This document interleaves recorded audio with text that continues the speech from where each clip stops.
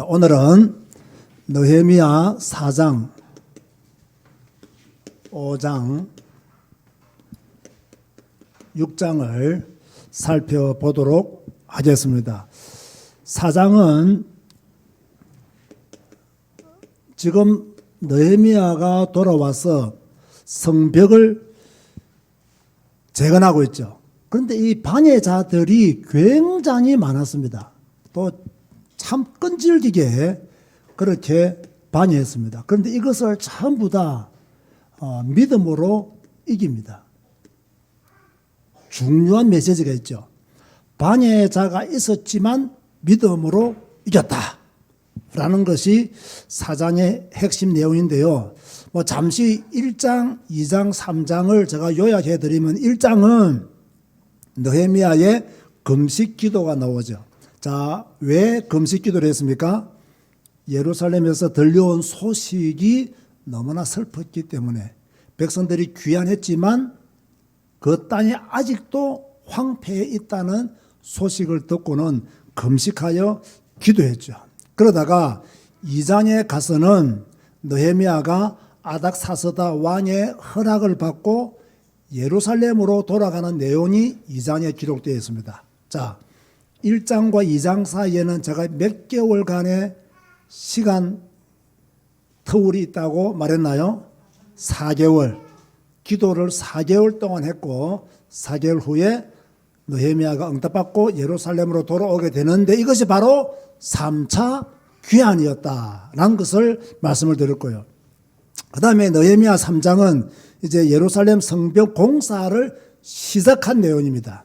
그래서 이 성벽 공사를 시작할 때 어떤 사람들이 참여했는지 그 명단들을 기록하고 있죠. 자, 오늘 이렇게 해서 우리가 4장을 배우게 되는데요. 먼저 4장 장 구분을 하면 1절에서 6절 이곳에 보면 여러분이 들어본 이름이 있죠. 그죠? 산발랏. 이 산발랏이 성벽을 건축하는 유다 사람들을 조롱합니다. 여기에 도비아도 동참하게 되는데요. 나중에 설명해 드리겠습니다. 그 다음에 7절에서 14절 말씀까지는 산발랏이 계속 유다를 위협합니다. 그런데 이런 가운데서도 성벽 건축은 포기되지 않고요. 계속 되어집니다. 그러다가 15절에서 23절에 가면요. 한 손으로는 일을 하고 한 손으로는 병기를 잡는, 그래서 계속 성벽 공사를 진행해 나가는 느헤미야와 백성들의 모습을 볼 수가 있죠. 2장의 내용을 우리가 잘 관찰을 해보면요. 지금 느헤미야 상황이 굉장히 어렵습니다. 왜 느헤미야 상황이 굉장히 어려우냐면요. 이 산발랏 포로들이 돌아오기 전에 이 사람들이 기존 세력들이었죠. 이들이 계속 성벽 공사를 반영한 거예요. 4장 1절을 보면요. 이렇게 기록하고 있죠. 산발랏이 우리가 성을 건축한다 함을 듣고 크게 분노하며 유다 사람들을 뭐했다? 비웃었다. 자, 도비아는 무엇이라고 했느냐? 3절 말씀 보시기 바랍니다. 암몬 사람 도비아는 곁에 있다가 이르되 그들이 건축하는 돌 성벽은 누구도 몰라간다. 여호가 올라가도 곧 무너지리라 하더라. 이렇게 산발랏과 도비아가 힘을 합쳐서 성벽 공사를 반의하고 있을 때 느헤미야는요 뭐 했느냐? 다 기도했습니다. 그 기도의 내용이 오늘 우리가 좀 알아야 될 메시지가 있는 것 같습니다. 4절과 5절 보시기 바랍니다. 산발랏과 도비아가 비웃을 때 느헤미야는 어떤 기도를 드렸느냐? 우리 하나님이여 들으시옵소서. 우리가 업신여김을 당하나이다. 원하건대 그들이 욕하는 것을 자기들의 머리에 돌리사 노략거리가 되어 이방에 사로잡히게 하시고 주 앞에서 그들의 악을 덮어두지 마시며 그들의 죄를 도말하지 마옵소서. 자, 중요합니다. 그들이 건축하는 자 앞에서 주를 노하시게 하였음이니이다. 자, 느헤미야는 지금 산발락과 도비아의 조롱 또는 위협을 누구를 노엽게 한 것이라고 말했나요? 주를, 하나님을 노엽게 하는, 하나님을 노하시게 하는 행위였다고 그렇게 지금 말하고 있는 거죠. 자, 우리가 꼭 알아야 될 것이 하나 있습니다. 여러분들이 하나님의 일을 하려고 할 때에, 믿음의 삶을 온전히 살려고 할 때에 항상 그 일을 방해하는 방해꾼이 있다는 사실입니다. 지금 산발락과 도비아가 그런 역할을 하고 있는 거죠. 그런데 중요한 것은, 자, 방해자가 있다, 이건 다 압니다. 중요한 것은 뭡니까? 언약의 사람은 그 방해를 뚫고 하나님의 일을 계속한다는 거예요. 이런 믿음의 사람 되시기를 주님의 이름으로 축원드립니다. 방해자 때문에 일을 못한다? 그거는요, 사명이 부족한 겁니다. 방해자 때문에 일을 포기했다? 그것은 뭔가 자기 마음에 뭡니까? 100% 그 일을 하고 싶은 마음이 없었기 때문에 핑계거리를 찾아서 포기해버리는 거예요. 진짜 언약의 사람들은 다 뚫고 지나가는 거예요. 자, 6절 말씀을 보세요. 이에 우리가 성을 건축하여 전부가 연결되고 높이가 절반에 이르렀으니 이는 백성이 마음들여 일을 하였음이니라. 지금요, 계속 산발락과 도비아는 방해하고 있는데 백성들은 마음을 들여서 최선을 다해서 일을 했다. 여러분, 우리가 교회 일을 할 때 어떻게 해야 됩니까? 마음을 들여 교회 일을 해야 됩니다. 아멘 하시기 바랍니다. 하나님의 교회를 섬길 때도요, 마음을 들여, 내 마음을 다하여, 뜻을 다하여 하나님을 섬기는. 그런데 어려움이 와요. 방해꾼들이 있어요. 그걸 뚫고 하나님의 일을 마치는 믿음의 성도가 되어야 될 줄로 믿습니다. 자, 이렇게 하니까 산발랏이 더 화가 나고 더 분노했어요. 1절에도 분노했다고 기록되어 있고요, 7절에도 분노했다라고 말씀 기록되어 있고요, 분노만 한 것이 아니라 함께 꾀하여 그랬습니다. 이제 어떻게 하면 저 성벽 재건 공사를 그만두게 만들까? 함께 꾀하여 예루살렘을 치자, 이렇게 이야기를 했어요. 자, 전에 비난할 때보다 이제 예루살렘을 치자라고 함께 꾀했단 말이에요. 사태가 심각해진 거죠. 이때 느헤미야는 어떻게 대처했느냐? 또 여기에 중요한 메시지가 있습니다. 16절에 보니까 절반은 일을 하고 절반은 갑옷을 입고 경비를 세웠다. 그리고 한 손으로는 일을 하고 한 손으로 변기를 잡았다. 자, 이런 가운데요, 제가 감동받았던 말씀은 20절 말씀이에요. 자, 20절 말씀 한번 봅시다. 큰 소리로 읽어보겠습니다. 시작. 너희는 어디서든지 나팔 소리를 듣거든 거리로 모여서 우리에게로 나오라. 우리 하나님이 우리를 위하여 싸우시리라 하였느니라. 우리 하나님이 우리를 위해서 싸운다. 우리는 지금 절반은 일을 하고 절반은 갑옷을 입고 경비를 섰지만, 한 손으로는 일을 하고 한 손으로는 변기를 잡았지만 하나님이 우리를 위해서 싸우실 것이다. 참, 믿음의 고백을 멋있게 하잖아요. 지금 보세요. 하나님이 우리와 함께 하신다고 해서 우리가 아무것도 안 하는 것은요, 옳지 않습니다. 물론 혼외 앞에서는 하나님이 혼외를 가름으로 이스라엘 백성들은 아무것도 하지 않았습니다. 왜 안 했느냐? 간단합니다. 이스라엘 백성들은 혼외를 가를 수가 없어요. 그런 능력이 없어요. 그래서 하나님께서 가만히 서서 하나님이 하시는 일을 보려 했습니다. 그러나 지금 느헤미야 때는 하나님이 어떻게 역사하고 있느냐, 또 느헤미야는 어떻게 대처하고 있느냐, 하나님이 우리를 위해서 싸우실 것이다. 그러나 우리는 한 손으로는 일을 하고 한 손에는 변기를 잡겠다. 절반은 일을 하고 절반은 갑옷을 입고 경비를 서라. 자, 하나님이 나와 함께 하시기 때문에 나는 아무것도 안 하고 손 놓고 있다.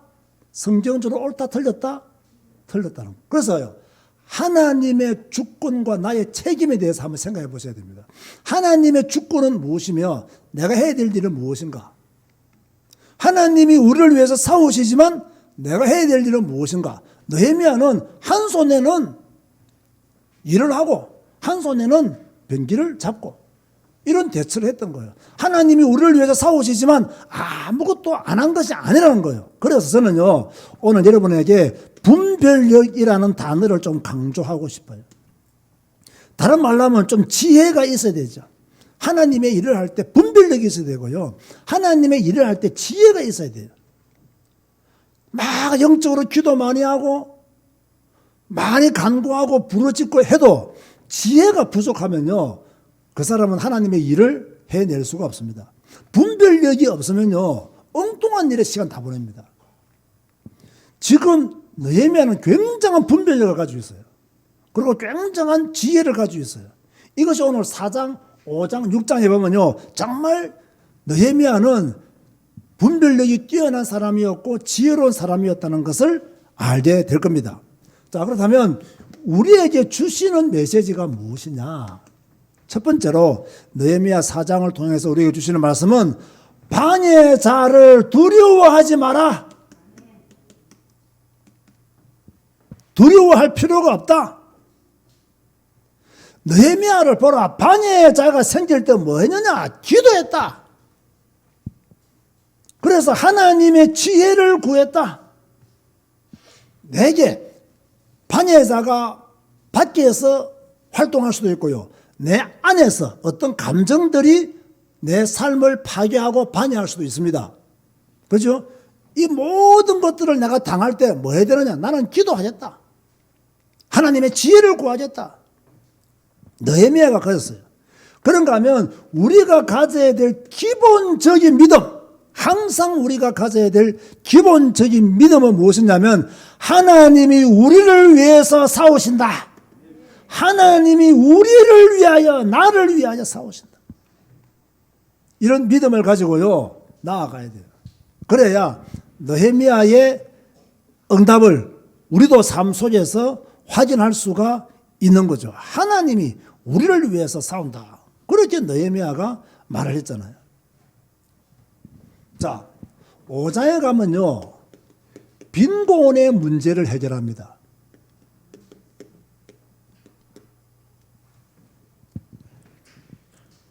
5장은요, 4장과 6장 내용, 지금까지 기록해 둔 내용과는 조금 다른 내용이, 특별한 내용이 나옵니다. 제가 5장을 조금 구분해 드리면요, 1절에서 5절, 이곳에 보면 가난한 백성들이요, 유다 사람, 다시 말해서 귀족들을 원망합니다. 원망하는 이유는 여러분이 성경을 보시면 다 압니다. 6절에서 13절을 잘 보면요, 가난한 백성들의 원망을 이 느헤미야가 해결하기 위해서 노력을 합니다. 그리고 해결을 합니다. 그러다가 14절에서 19절 말씀해 보면 느헤미야는 총독의 녹을 받지 않았다. 월급을 받지 않았다. 그렇게 말씀하고 있어요. 내용을 잘 보면요, 어떤 내용이 있냐면 지금 마음을 들여서 성벽 공사를 하고 있잖아요. 이런 가운데요, 원망의 소리들이 느헤미야 귀에 들리기 시작했어요. 왜 백성들이 원망했느냐? 먹고 살기 힘드니까 원망한 거예요. 자녀들은 많은데 양식이 없는 거예요. 곡식을 얻기 위해서 밭과 포도원을 다 저당 잡혔어요. 심지어 자녀들을 종으로 팔아야만 했어요. 그만큼 생활이 빈곤했고 어려웠다는 이야기죠. 이 정도 되면 자녀는 많죠, 양식은 없죠. 곡식을 얻기 위해서 밭과 포도원을 다 저당 잡혔죠. 그것도 모자라서 돈을 빌리기 위해서 자녀들을 팔아야만 했단 말이에요. 그러다가 그 돈을 못 갚으면 그 자녀는 존이 되는 거예요.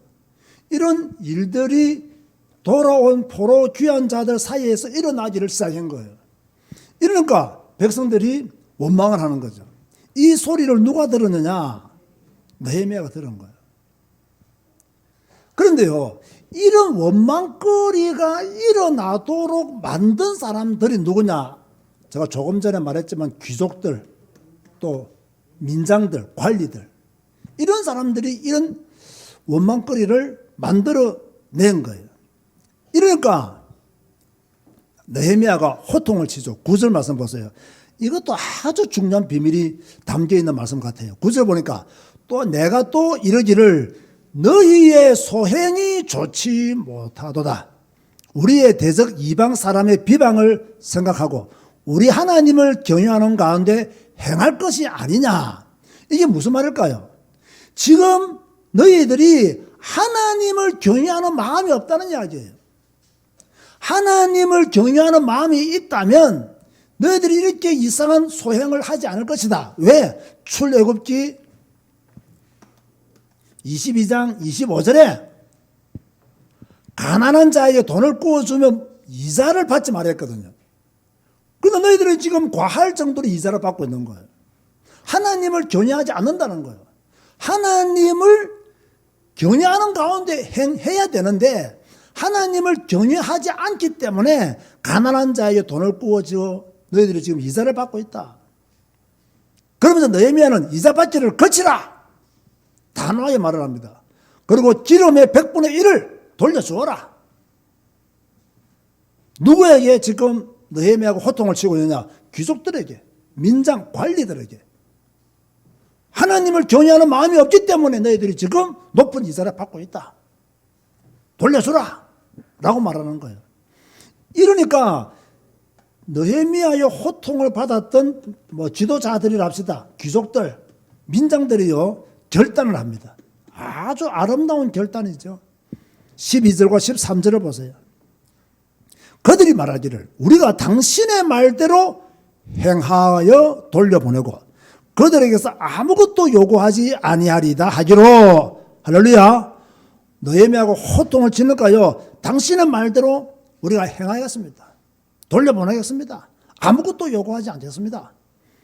이러니까 느헤미야가 내가 제사장들을 불러 그들에게 그 말대로 행하겠다고 맹세하게 하고 내가 옷자락을 털며 이르기를 이 말대로 행하지 아니하는 자는 모두 하나님이 또한 이와 같이 그 집과 산업에서 틀어 버리실지니 그는 곧 이렇게 틀려서 빈손이 될지로다 하며 회중이 다 뭐라고 말했다고요? 아멘하고 여호와를 찬송하고 백성들이 그 말한 대로 행하였더라. 아멘 하시기 바랍니다.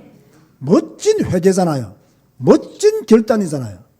말씀을 듣고 그대로 또 따라가는 지도자들의 모습을 볼 수가 있는 거죠. 자, 이러면서 이제 14절에 19절에 보면 느헤미야는 총독의 녹을 받지 않았음을 이야기합니다. 이거는요, 느헤미야가 자랑하는 말이 아닙니다. 제가 결론 부분에 가서 다시 말씀을 드리겠습니다. 그렇게 알고만 계시고요. 그렇다면 우리에게 주는 메시지가 무엇이냐? 어떤 메시지를 우리에게 주고 있냐? 5장을 통해서. 여러분, 우리가요, 공동체를 이루어 나가기 위해서는요, 가장 조심해야 될 게 뭐냐면요, 원망하는 일이 생기면 안 되는 거예요. 우리가 성경 읽는 복음 공동체라고 올 한 해 살기로 결정했는데, 교회 안에서 이 원망거리가 자꾸 생기면요, 성경 읽는 복음 공동체가 깨질 가능성도 있어요. 그런데 문제는 뭐냐면, 물론 원망 자체가 성경적으로 보면 좀 나쁜 거죠. 그러나 제가 오늘 느헤미야 5장을 자세히 볼 때요, 원망거리를 만드는 것도 잘못된 거예요. 귀족들과 민장들이, 관리들이 원망거리를 만들었잖아요. 왜 만들었냐? 하나님을 경외하는 마음이 없었기 때문에 만든 거예요. 이자를 받지 말라는 그 말씀을 믿지 않았기 때문에, 그것을 실천하지 않았기 때문에 그들이요, 원망거리를 만든 거예요. 물론 성경적으로 볼 때는 원망하지 말라고 우리에게 계속 말씀하십니다. 이스라엘 백성들은 계속 원망했거든요. 그러나 지금 이 상황을 딱 볼 때에 원망거리를 만들지 않는 것도 중요하다. 그런 내용이에요. 다르게 조금 성경을 볼 필요가 있는 거예요. 백성의 지도자들이 백성들의 가난한 삶을 생각했다면, 그 가난한 삶을 불쌍히 여기는 마음이 있었더라면, 형제의 마음을 가지고 돕겠다는 마음의 자세만 있었다면 원망거리가 만들어지지 않았을 거라는 거예요. 그러나 여러분들은 원망거리를 제공하지 마시기를 바랍니다. 그리고 우리는요, 느헤미야처럼 하나님을 경외하며 살아야 돼요. 아멘 하시기 바랍니다. 하나님을 경외하며 살아야 돼요. 자, 15절 보세요. 5장 15절을 보면 나보다 먼저 있었던 총독들은 백성에게서 양식과 포도주와 또 은 40세겔을 그들에게서 빼앗았고, 또한 그들의 종자들도 백성을 압제하였으나 나는 누구를 경외함으로? 하나님을 경외함으로 이같이 행하지 아니하고. 느헤미야는 하나님을 경외했어요. 그래서 백성들을 압제하지 않았어요. 여러분, 누가 바른 삶을 살겠습니까? 누가 정직한 삶을 살겠습니까? 누가 의로운 삶을 살겠습니까? 하나님을 경외하는 사람이 정직한 삶을 살고 바른 삶을 살게 됩니다. 진짜 하나님을 경외하는 사람은요, 그 사람의 삶이 다른 사람과는 다를 겁니다. 느헤미야가 그랬다는 거예요. 우리도 하나님을 경외한다면 우리의 삶이 발라야 될 줄로 믿습니다. 하나님 보시기에 뭡니까? 책망할 것이 없는 그런 모습으로 살아갈 수 있다면 참 좋겠다. 자, 그런가 하면 저는요, 5장을 통해서요, 두 단어가 딱 교차되면서 은혜를 받았어요. 첫 번째는 1절에 원만이라는 단어가 나왔죠. 그런데 보세요. 백성들이 원망했는데 나중에는요, 찬송하며 끝이 납니다. 나는 이게 너무 좋더라고요. 문제가 해결되어지지 않았을 때에는 원망했어요. 빈곤 문제 때문에. 그런데 지도자들이 결단을 하고 회개하고 느헤미야의 말을 따르기로, 순종하기로 그렇게 입장 표명을 하고 난 뒤에 이들은 전부 다 여호와를 찬송했다. 멋진 공동체 아닙니까, 여러분? 아름다운 공동체예요. 원망거리가 변해서 찬송이 되었다. 자, 이런 축복이 우리 교회에 있어야 될 줄로 믿습니다. 자, 그러면서 오늘 우리는 6장으로 넘어가도록 하겠습니다. 6장은 성벽 공사를 끝냅니다. 자, 며칠 걸렸겠어요? 그렇죠. 52일 만에 끝냅니다. 장 구분을 제가 한다면 1절에서 9절은요, 산발락과 도비야가 느헤미야를요, 모반자로 몹니다. 자, 느헤미야가 모반하려고 성벽을 건축하고 있다. 이런 말을 한 거죠. 이게 안 통하니까 10절에서 14절까지를 보면요, 이제 뇌물을 줍니다. 뇌물을. 그래서 사람을 꽂어요. 그 사람 이름이 서마야입니다.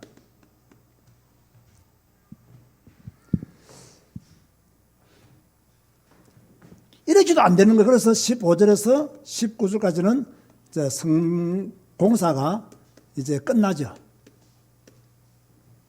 참 느헤미야는요, 어마어마한 반예자들의 반예를 이기고 공사를 끝낸 거예요.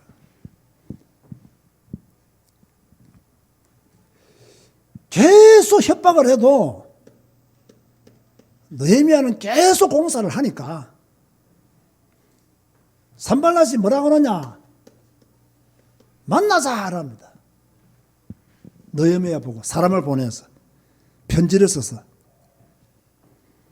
그런데 이 산발랏의 이 제안이 음모가 있는 제안이었단 말이에요. 2절 보세요. 6장 2절. 6장 2절에 보면 산발락과 게셈이 내게 사람을 보내 이르기를 오라 우리가 오노 평지 한 촌에서 서로 만나자 하니 실상은 누구를 해하고자 함이었더라? 느헤미야를 해하고자 함이었더라. 몇 번이나 사람을 보내느냐? 4번이나 사람을 보내요. 그때마다 느헤미야는 나는 이 공사를 지금 중지하고 갈 수 없다. 하나님의 역사들을 중단하고 갈 수 없다. 계속 일합니다. 이러다가 산발랏이 이제요, 4번째 사람을 보내도 안 되니까 5번째 사람을 보내서 편지를 보냅니다. 그 편지 내용의 핵심이 6절과 7절입니다. 한번 볼까요? 6절과 7절. 그 글에 이르기를 이방 중에도 소문이 있고 가스무도 말하기를 너와 유다 사람들이 모반하려 하여 성벽을 건축한다 하나니 너가 그 말과 같이 왕이 되려 하는도다. 아주 지금 예민한 문제를 건드려서 느헤미야를 뭡니까? 구석으로 몰고 가고 있는 거죠. 또 너가 선지자를 세워 예루살렘에서 너를 들어 선전하기를 유다에 왕이 있다 하게 하였으니 지금 이 말이 왕에게 들릴지라 그러므로 너는 이제 오라 함께 언언하자 하였기로. 사실요, 산발락과 느헤미야는 언언할 게 없어요. 뻔한데 만나는 자체가 의미가 없어요. 그래서 이렇게 네가 뭐 왕이 되려고 한다, 네가 모반하려고 한다 이렇게 해서 자꾸 느헤미야를 만나려고 했지만 느헤미야의 답변은 간단했습니다. 8절 보세요. 뭐라고 말합니까? 읽어봅시다. 시작. 내가 사람을 보내어 그에게 이르기를 너가 말한 바 이런 일은 없는 일이요 네 마음에서 지어낸 것이라 하였나니. 택도 없는 말 하지 마라. 나는 그런 생각을 가진 적이 없다. 네가 지어낸 말이다. 참 산발락 끈질기죠.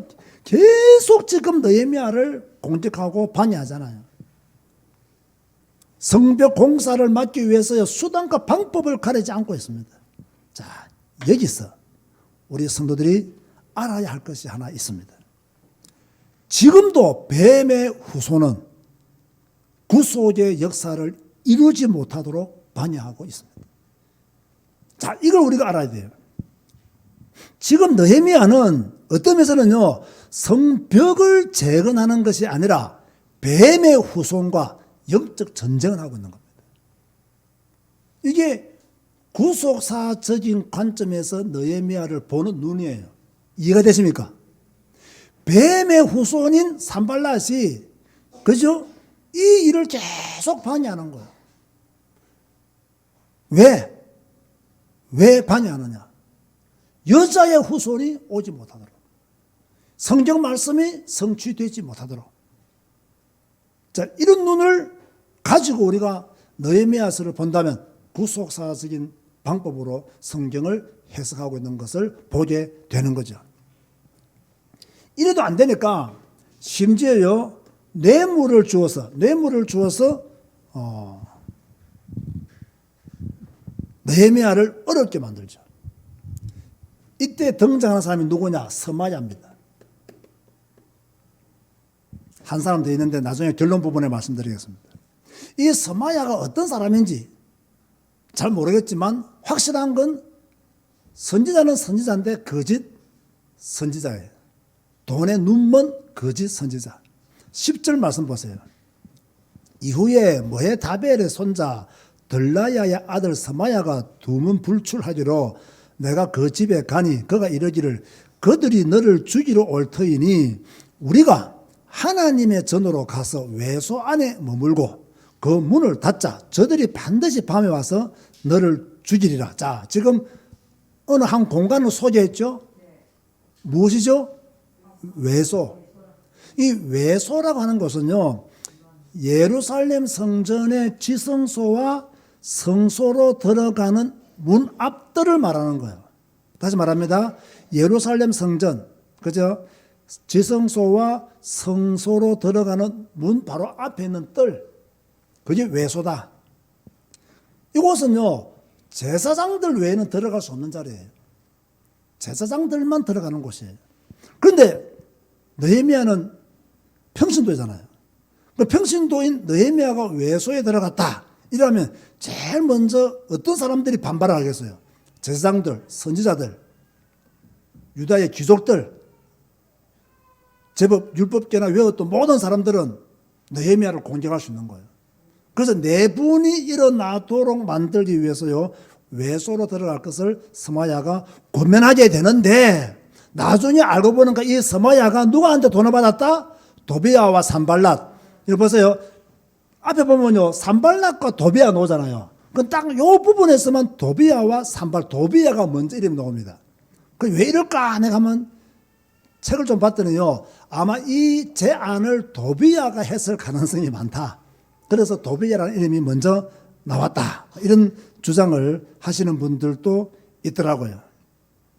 제가 아까 말했죠. 분별력, 지혜. 우리는요, 우리한테 좋으면 무조건 하잖아요. 성경적으로 맞는지 안 맞는지 그것도 몰라요.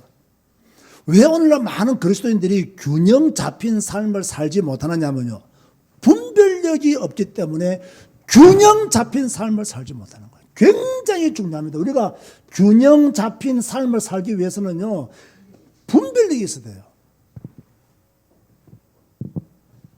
내게 좋은 의견이라고 무조건 하면 안 돼요. 하나님의 말씀과 맞지 않으면 거절할 수 있어야 돼요. 느헤미야가 그랬어요. 균형 있는 삶을 살기 위해서는 뭐가 필요하다? 분별력이 필요하다. 자, 이렇게 해서 모든 방해를 이기고 52일 만에 성벽 공사를 성공하게 됩니다. 자, 이 성벽 공사가 성공하니까 누가 낙담했고 누가 두려워했느냐? 16절에 보니까 우리의 모든 대적과 주위에 있는 이방 족속들이 이를 듣고 다 두려워하여 크게 낙담하였으니 그들이 우리 하나님께서 이 역사를 이루신 것을 알미니라. 자, 그동안 이 사람들이 느헤미야에게 계속 두려움을 주었잖아요. 협박하고 편지 보내고 두려움을 주었잖아요. 그런데 지금은 느헤미야에게 두려움을 주었던 사람들이 두려워하고 있는 거예요. 여러분, 사탄의 역사는요, 하나님의 역사를 이기지 못합니다. 진짜 복음 가진 사람은요, 어떤 어려움이 와도 그 어려움을 이겨냅니다. 못 이겨내는 이유는요, 자기 편리주의에 빠졌기 때문에, 자신의 이기성을 이기지 못했기 때문에 이겨내지를 못하는 거죠. 어떻게 사탄의 역사가 하나님의 역사를 이길 수 있겠습니까? 어떻게 뱀의 후손이 여자의 후손을 이겨낼 수 있겠습니까? 못 이깁니다. 어떻게 하나님을 안 믿는 사람들이, 믿음의 사람들을 이기겠습니까? 못 이깁니다. 이런 믿음을 가져야 돼요. 그래서 우리에게 주시는 메시지가 무엇이냐면요, 오늘은 메시지가 거의 비슷합니다. 방해자들이 있다. 이걸 이겨내라. 반드시.